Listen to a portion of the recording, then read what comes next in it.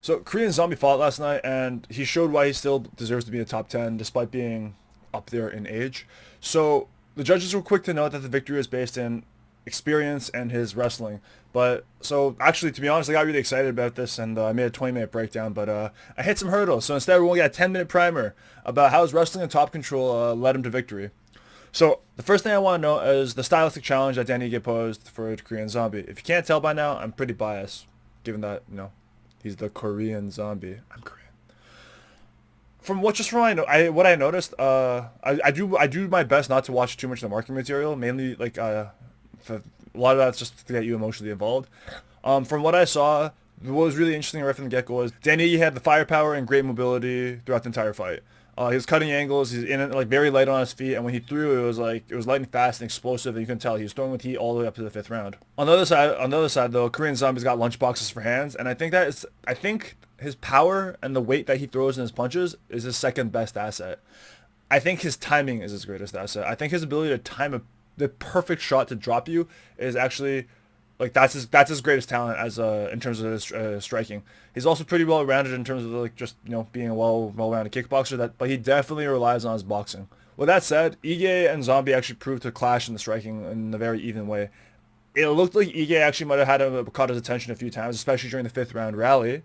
But I think I still give the striking edge a little bit to the Korean Zombie. I think that it was close, but even with a striking edge, when it's that close, when it's like a game of inches in terms of who's better in terms of striking, it doesn't really matter because that usually means that your opposition, even if you're like not as clean and polished, you're still more than capable of putting out your opponent's lights out. So, what was the edge that actually led to Zombie's victory here? What was the solution? He proceeded to mix in takedowns. Ooh, high level analysis. He just threw in takedowns, but it's like let's the whole point of the channel is to go a little deeper into that. Once he got the first one, he set the precedent that like once he got on top and he was able to control and pretty much have his way and maintain and find his way to his vaunted A game on the floor. No, I'm not exaggerating here. He's finished multiple fights from the back control. It's a pattern of behavior we've come to see and expect out of him when Korean Zombie gets you rocked. And Korean Zombie does do a lot of really really interesting things once he does take the back. So let's talk about the takedowns he expressed in this fight, and let's talk about what he did positionally speaking once he got the fight to the floor. So let's actually talk about that first takedown right about here. So this happens. This is the first takedown of the first takedown of the fight, and this is Zombie's first blast double. So let's take a look. See. So he immediately sets up with punches, pressures the Ige up against the cage, and changes levels. From here, he basically sets it up by once we get to this portion here. And I just want to point out the way Zombie is shooting right now. Zombie does drop his knee to the floor, right? So he's pulling some freestyle wrestling stuff, right? He's stepping around, right? But he's not necessarily doing a leg trip there, and he's grabbing behind the back of the knee here. Okay, so that's pretty standard stuff in terms of like your basic double leg takedown.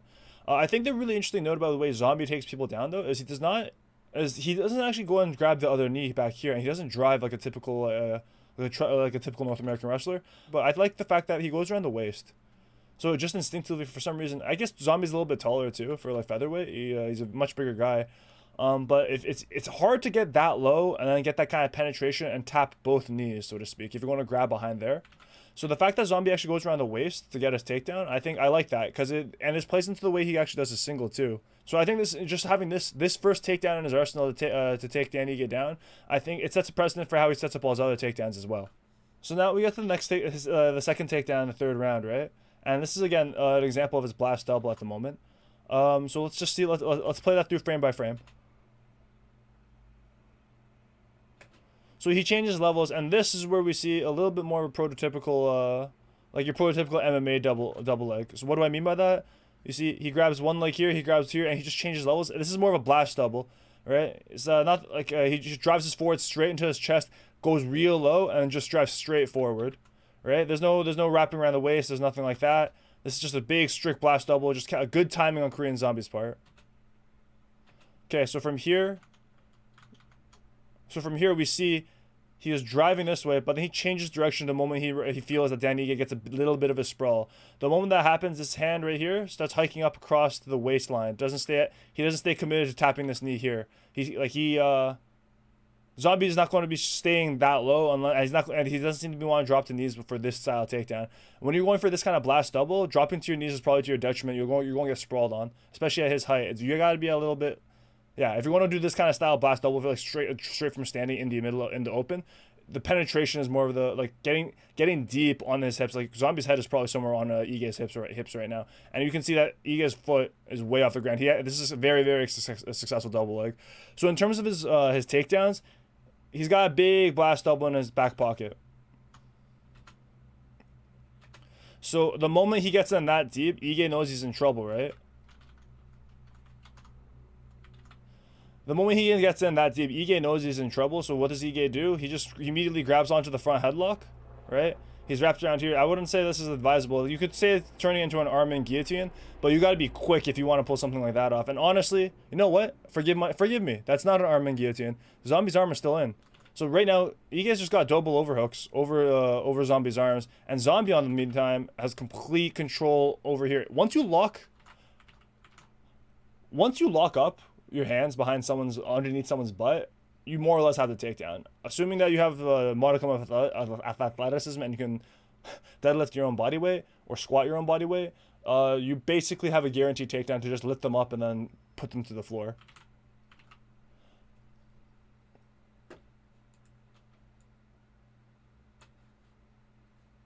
Okay, so on top of that, Zombie does something really cool here. He actually steps around to this, and actually gets this trip over the knee, right? So if we watch that play through now, immediately he just gets a takedown. It's easy. He doesn't lift. He doesn't explode too much harder. He knows once he has.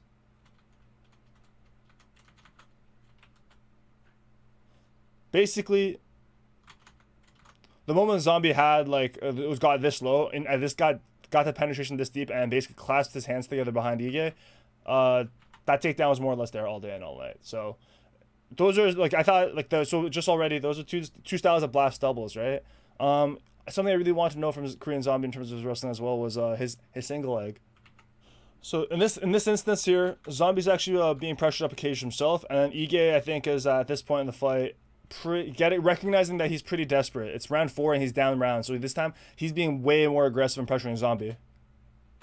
Boom, immediately Zombie catches the kick. And I know this is not necessarily a single leg, but the point is that if someone gifts you this in MMA, then yeah, you basically are in similar territory as a single leg, as if you just hiked it up right to your waist, right? Okay, this position right here says everything. He hikes up that leg really high, right? Then slides forward and drives, and you can see he brings it back to the back of the knee. From there, he doesn't go his upper arm. His arm does not go around the waist and cinch up here. He doesn't go for a waist lock and drive really low and try to sit his hips on a diagonal down. What he does is he wraps around the head. I can't really tell because the angle. No, it's definitely the shoulder head or high on the armpit. And from here, it's not necessarily that he's going down on a 45. You can picture this. It's the fact that It's the fact that Zombie's taking this arm and then driving literally to Zombie's left side. I know I can't really draw in parallax here. The point is he's driving right here, and as a result, since he's tapped here, basically he's clubbing over this over with his right hand really effectively. This is a really efficient way to just take someone down. Big takedown, huge takedown from the Zombie, and he lands right into a butterfly guard / a half butterfly. Even having that counter takedown capability of catching a kick and clubbing over the top with the right hand, that's actually really I love that, because that also shows how Zombie does a single legs, as you'll see in this next clip. Big firefight. Zombie sees a moment where Ige backs off, and immediately he decides to shoot. Whether this is done in panic or whether this is done in maybe say aggression, hard to say. 5th round, you're in a firefight, you don't necessarily want to lose, and Zombie has lost in the final seconds of round 4, so I wouldn't necessarily blame him for playing it safe. So it was. Let's be real here. That was a really far. He shot from a mile away. Let's take a look back. Look at that. Okay, just for the record, I just want to point out here, guys. If you're shooting him, you may as well have wrote a letter and mailed it to him across the country and said, "Hey, I want to take you down in the 5th round with that kind of distance." All right. Holy! Look at this. Look at this. This is basically like ocean. This is an ocean. Miles. He shot from very far away. Usually, you want this foot somewhere maybe over here if you want to shoot this from this distance, right? That guarantees the bigger pop, bigger drive.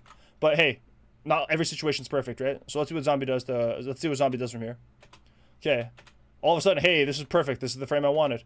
Zombie manages to pick up the single, hooks underneath it, right, high on the hamstring, right. He's running. He's aggressively running forward with this one. Okay, he's not sitting here to chill. And the moment he recognizes that he gets that single and he's off balance, Dan Ige, you can see Dan Ige is hopping. He is doing a good job staying up, but he's not completely stable. He only has 0 point of contact on the floor right now, but he only has one momentary point of contact. He's completely relying on balance. Given that there's only one post here, it's the same thing. And I love this takedown. You see he's working jiu-jitsu really well, especially if you have the gi on, right? He takes the hand and overhooks the head, right? He overhooks and like he basically clubs his left hand as if it's a big overhead left. And from here, he just runs and drives. And because there's no post back here, there's no post or support leg here, it's a really, really easy takedown if you have the momentum and the explosion to do it. Unfortunately, Zombie doesn't necessarily have doesn't quite have it. So what does he do instead? He finishes the takedown up against the cage, he abandons his head control here and reverts back to just grabbing behind the legs, clasping his hands, and he gets the takedown at this point because Ige is completely off balance. Ige does have a guillotine, but I mean, let's be real.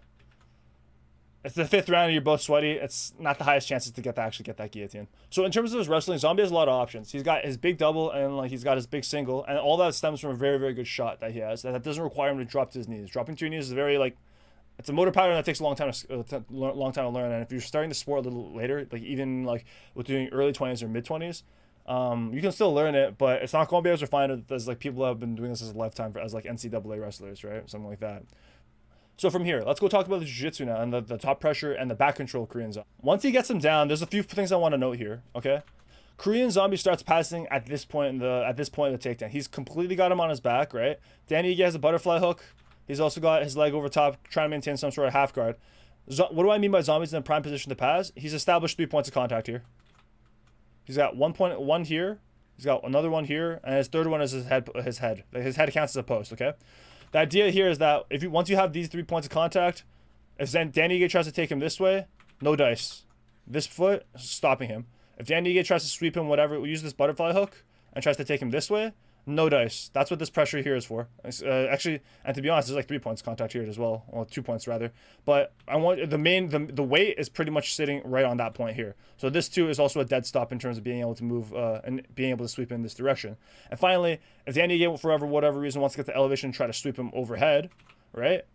Zombie's head is right here. That's causing a full stop, and that's forcing Ige's shoulders to stay stapled on the ground. So the thing here to note is that Zombie's actually just taking his time now. You don't have to rush anything at this point. Once you're here, you can kind of actually stabilize and start beginning to work like pressure passing. The idea of pressure passing is just strictly just like hold someone down and just work it slowly. It doesn't have to be a big explosive movement. Although that looks really aesthetically pleasing to do in a match, it can be exploding that aggressively causes a big drain on your gas tank. And in mixed martial arts, you have to be so economical with how you use your energy. Otherwise, it's there's a lot of money on the line, right? So you can't just recklessly just do things for style points all the time. This is another great example, right? Like once we get to this point here, we see Zombie is way higher. Like he's way higher up on the body. The fact that he's basically chest to chest is like which means Danny is completely flat on his back. If he's completely flat on his back, that's not where you want to be on half guard. And half guard, you usually want to be somewhere on your side. You don't want to be on the side. You don't ever want to be up here. All right. On top of that, Zombie's actually completely crept forward. His knee is so high up the armpit. This foot is acting as a post to block Ige's hip from actually shrimping out. And I can't see what's on the other side, but I'd be willing to wager that Zombie has some sort of underhook to just keep that other shoulder pinned down as well. Okay, cool. So, in terms of the passing, Zombie does a very good job of like traditionally just kind of using pressure. Like just to reiterate, Zombie's doing a very good job of maintaining traditional pressure and just slowly working to his way to get to a more dominant position.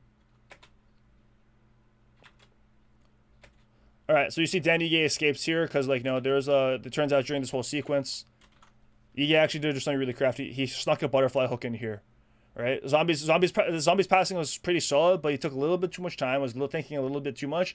Ige managed to sneak in this butterfly hook, and that's really dangerous. Honestly, like, if you play butterfly half guard, there's a special place reserved in hell for you. I kid. It's something I have a lot of trouble with in practice myself. So what does this do, though? Ige gets a foot in, and this manages to let him elevate Zombie's hips. If Zombie's hip space is the front, I just want to know this is probably one of the keys to his victory. Actually, I would say it's the fact that he was able to his passing as top control is so tight that once you got it, You don't get up after the end of the round. It's not beatable. It's not unbeatable. You see Ige managed to reverse it with a very, very nice butterfly hook. But it's something to be aware of the future, but it worked for Zombie in this fight. This is where they mean like the experience factor kicked in. Zombie's now using his instep, right? His knee is somewhere here, his shin comes up here, and now his foot is over here. Using that instep is actually really, really important to passing the half guard here. All Zombie needs to do is pop his knee out, and basically that knee can come down, slide over here, full mount. He can cut across and go to the other hip, right? Side control. This is a really, really, really good position for this Korean Zombie to continue passing. Again, lots of pressure, great for MMA, great for controlling opponent, great for running the clock. So it might not be the most exciting thing, but if you're gunning for a title shot and you need to secure a victory after a really bad loss where like you didn't look that great, that Brian Ortega fight still hurts. This is exactly what you want to be doing, so this is very smart by Korean Zombie. So the next thing I want to cover is his back takes, which is basically the other offensive part of his grappling game that is actually really, really solid, that won him this fight in my opinion. I want to touch on like what he did in offensively speaking to really solidify a large portion of ground dominance, and that's his vaunted back control. So he's finished a lot of fighters with this. Hanato Moicano, Frankie Edgar. Let's see what he does here, okay? So immediately, he's in a standing position to pass, and then from here, he flips him over. And from here, he gets a lot of control points here. From here, once he flips him over, he controls this hip here, right? I'm not sure what exactly the grip he's going for. And he also, let's actually play this out a little bit. Once he gets him in the turtle, this is huge. He doesn't waste time. Once he gets here, he takes his foot and hooks it into Dan Ige's hips. He solidifies his first back control hook first. From here, Ige can also just do a bunch of... If he wanted, he could explode and try to stand up. Zombie's actually controlling his hip with his hand here. That's why he puts his hand in there in the first place. He's also just lightly pushing on the head right here on downward force. And this is just all forcing Ige to just kind of roll forward and forcing him to carry Zombie's weight. Ige's trying to stand back up now, right? He's building his base. He gets to a knee here, right? His leg standing here, right? He's trying to hook Zombie's leg, or he's trying to hold on to anything he can right now. But Zombie still has a hook in somewhere over here. Right, and you can see he's got a seatbelt control over his armpit and is over his shoulder. With this seatbelt control, all Zombie has to do is now jump over and get his hook in, which he does very, very shortly. So Korean Zombie did have his hook in, but then Ige was trying to run for his own single leg and he's desperately grabbing onto this back of Zombie's knee here. Zombie instead prioritizes seatbelt control, then swims this leg back around, and is now looking to just swim around to the back, regardless of whether Ige has a leg or not. This is a very, very compromised position for Ige. Like his legs over here, like other legs here, like his spine is not in alignment. He cannot actually push out. There's nothing. Zombie at this point just takes the back, and it's an easy. It's more or less an easy day.